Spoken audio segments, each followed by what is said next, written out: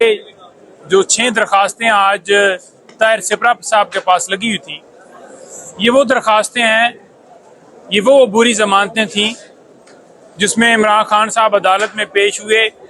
उन्होंने अपनी ये बुरी जमानत करवाई और वो हर डेट के ऊपर पेश होते रहे और इस बुनियाद के ऊपर ये जमानतें खारिज की गई कि इमरान खान साहब इस डेट के ऊपर अदालत में पेश नहीं हुए। कितनी अफसोस की बात है, कितनी मुज़क्क़ा-खेज़ बात है कि इमरान खान साहब जेल में हैं, पाबंद सलासल हैं और जेल के अंदर वो क्योंकि उनको कैद किया गया है तो उनको पेश करवाना सरकार का काम है, सरकार की ड्यूटी है कि वो पेश करवाएं। जानबूझकर वो नहीं हो रहे कि जानबूझकर वो खान साहब अदालत में पेश नहीं हो रहे। हमेशा ये तब कहा जाता है कि फलाना एक्यूज जो है वो अदालत में पेश नहीं हुआ तो अदम हाजिरी की वजह से ये जमानतें उसकी खारिज की जाती हैं, यानी कि उसकी इंटेंशन हो वो जानबूझकर अदालत से भागा हुआ हो। तो ऐसा नहीं है। खान साहब तो क्योंकि गिरफ्तार हुए और उसके बाद उन्हें जेल में डाल दिया गया, तो जब जेल में डाले गए हैं तो उसके बाद पेश करना सरकार का काम है। अब सरकार क्या कहती है जी इसके ऊपर? सरकार कहती है जी कि सिक्योरिटी के इंतजाम ठीक नहीं है, सरकार कहती है जी ऑफिशियल सीक्रेट एक्ट की कार्रवाई चल रही है। बात यह है कि जब 26 घंटे ऑपरेशन जमान पार्क में किया गया एक वारंट की तामील के लिए, जो कि सिर्फ इसलिए होता है कि वो बंदा मुतलका कोर्ट में पेश हो, तो वो जो किया गया वो क्यों किया गया कि इमरान खान साहब पेश हों? प्रेशर क्यों डाला गया? वो सारी कार्रवाई क्यों की गई कि इमरान खान साहब को पेश किया जाए? खान साहब पेश क्यों नहीं हो रहे थे?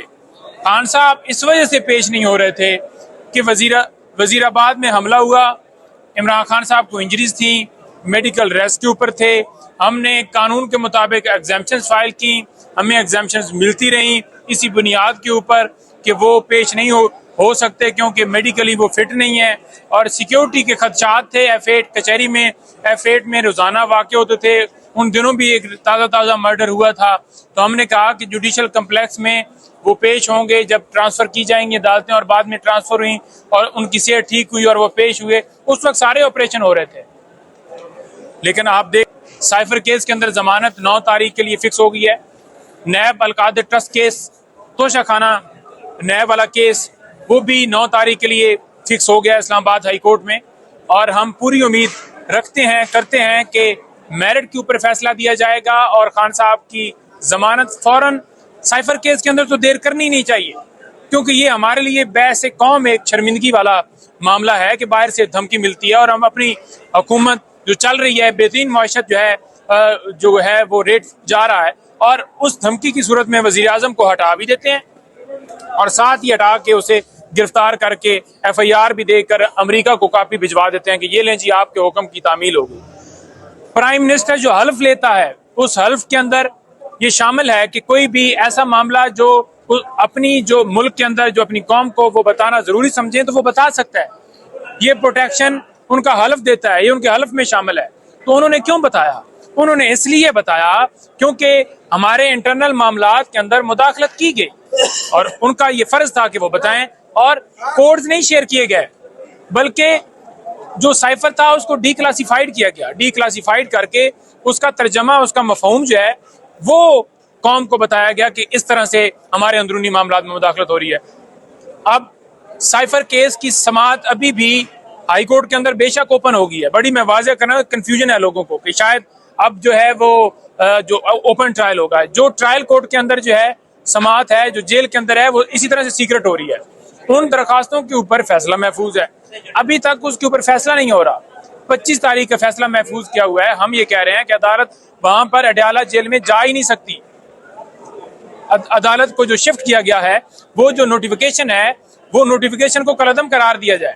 उसके ऊपर 25 तारीख का फैसला महफूज है, वो फैसला नहीं सुनाए। फैसले महफूज कर लिए जाते हैं, फैसले नहीं सुनाए जाते।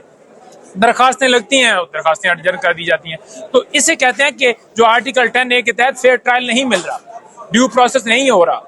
तो हम ये इस्लामाबाद हाई कोर्ट से भी इल्तिजा करते हैं कि तमाम दरखास्तों के ऊपर फैसला दिया जाए।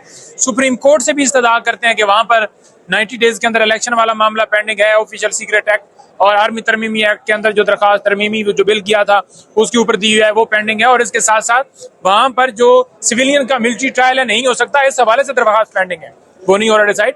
जो लोग इस वक्त गिरफ्तार हैं, जिन लोगों को जेलों में डाला गया है, जो बेगुनाह इस वक्त कैद है, उनकी जमानतें, उनकी दरखास्तें नहीं लग रही, बेंच लगते हैं, बेंच टूट जाते हैं। तमाम जो हमारे मुल्क के जो शहरी, आपके बच्चे, आपकी बहनें, आपकी बेटियां, ये सुप्रीम कोर्ट से हम मुतालबा कर रहे हैं कि उनके ऊपर नोटिस लें और उनको इंसाफ दें। वो आपकी तरफ सारे देख रहे हैं, ये पूरी कौम आपकी तरफ देख रही है। और जब सुप्रीम कोर्ट स्टैंड ले जाएगी तो बाकी जितनी अदालतें हैं पूरे मुल्क के अंदर, तमाम को हौसला मिलेगा, और तमाम के ऊपर जो प्रेशर डाला गया है कि जब कोई अदालत फैसला करने लगती है तो अदालत के सामने आकर जो है वो प्रेस कॉन्फ्रेंस की जाती हैं, और फिर जो है वो एहतजाज किया जाता है, और लोग बुलाए जाते हैं कि आप जाएं कॉन्स्टिट्यूशन एवेन्यू के सामने आकर एहतजाज करें, जहां पर जलसा एहतजाज की पाबंदी है। हुकूमत जो है प्रोटेक्शन दे रही है कि आप जाएं, वो जंगले क्रॉस करके अंदर जाते हैं। तो ये मुल्क के अंदर हाल है। कोई सवाल है तो आप कल आपकी लीगल टीम की मुलाकात हुई है खान साहब से, उस्मान डार का भी जिक्र किया होगा, जो संगीन इल्जामात लगाए गए। तो खान साहब का रिएक्शन क्या था? कल जमान पार्क भी पुलिस पहुंच गई, अडयाला भी पहुंच गई, आपको केक नहीं काटने दिया गया, इस पर आप क्या कहेंगे? देखिए, पहली बात तो यह है कि जब जमानत की समाअत हो रही थी तो उस वक्त भी 12 रुकनी लीगल टीम को बाकायदा परमिशन थी और उन्होंने जाकर मिलना था, लेकिन रोक लिया गया, घंटा डेढ़ खड़े किया रखा, और एंड पे ये कहा गया कि आपकी इजाजत नहीं है, 2 लोग आ जाएं जी, 3 लोग आ जाएं जी। क्लर्क तक का नाम दिया हुआ था और कहते थे कि एक बंदा और काम कर दें। अब जब कल मुलाकात के लिए हमने बाकायदा कोर्ट से रजू किया, परमिशन लेकर गए हैं और वहां पर जाकर इस्तदा की है कि हमें मिलने दिया जाए, कोर्ट के ऑर्डर हैं, खुद ही सुपरिटेंडेंट साहब और जो जेल अथॉरिटीज वो कह रही हैं कि जो डे फिक्स होगा उस डे के ऊपर आपकी मुलाकात करवाई जाएगी। तो फिर क्यों नहीं मुलाकात की फिर कल इजाजत दी गई? जो डायरेक्शन ऊपर से मिलती हैं उस हिसाब से मुलाकात की इजाजत दे दी जाती है। उस्मान डार के हवाले से स्टेटमेंट जो है, जो आप पूछ रहे थे सवाल, वो मेरी उनसे, क्योंकि मुलाकात उन्होंने पाबंदी लगा दी ऊपर से जो डायरेक्शंस है, तो जो